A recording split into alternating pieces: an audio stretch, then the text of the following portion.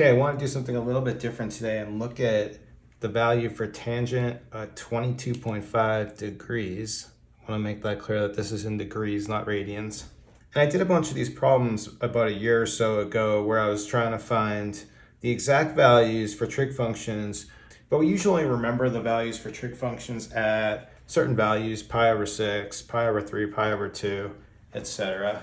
But I do think it's interesting that we can still get some pretty nice values for some angles that we're not familiar with. So dealing with this one right here, for 22.5 degrees, that's actually the same thing as half of 45 degrees. And 45 degrees in radians, we can write this as pi over 4. Of course, we could write it as pi over 8, dividing into 2, but let's leave it like this. Because what I want to do is use some half angle formulas for tangent that we have over here to the right. And because now I wrote this in an angle that we know how to deal with, like pi over 4, we can use the formula. What I'll do is we'll call this x, and we'll use one of these. I think I'll use this one because this one's actually going to be a little harder. A lot of times when I'm doing problems, I like to choose the worst way. It kind of gives you a better workout. Because I mean, of course you can do the easy way, but then you're kind of going easy on yourself. So let's not do that. So using this formula, we're going to have tan pi over 4 over 2, and we'll just kind of plug in. So we want sine of the angle pi over 4 over 1 plus cosine pi over 4. But sine of pi over 4 is 1 over square root of 2, and cosine pi over 4 is 1 over square root of 2. Let's multiply in by 1, doing it like this, square root of 2 over square root of 2. This is going to cancel and give me a 1.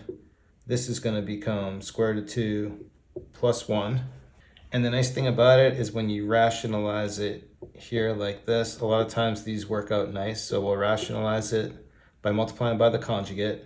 Doing that in the denominator, it's just going to become 2 minus 1, but that's just 1 over, and we're going to have square root of 2 minus 1 on the numerator. So the solution for this is square root of 2 minus 1. And so I think let's do one more of these. I think this is other one is where I got the idea from. Let's look at what happens. Same exact idea, but we'll look at tan at pi over 12. Doing the same kind of thing. I can write this as tan pi over 6 over 2. Now for this one, let's use the first formula.